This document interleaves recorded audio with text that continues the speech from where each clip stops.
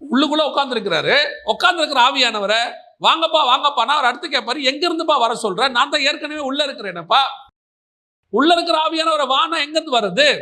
அப்ப இவன் என்ன சொல்றான்னா, பழைய ஏற்பாட்டு சபைகளை போல நானும் அப்படித்தான் இருக்கிறேன்.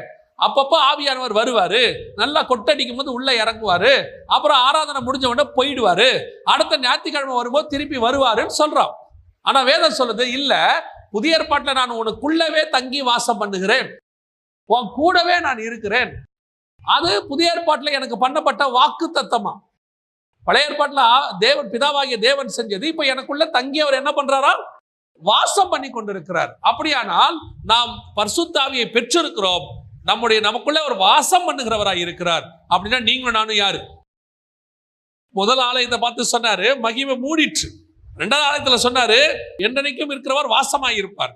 ஆனா உண்மையிலே நமக்குள்ளே தான் ஒரு வாசமாக இருக்கிறார்.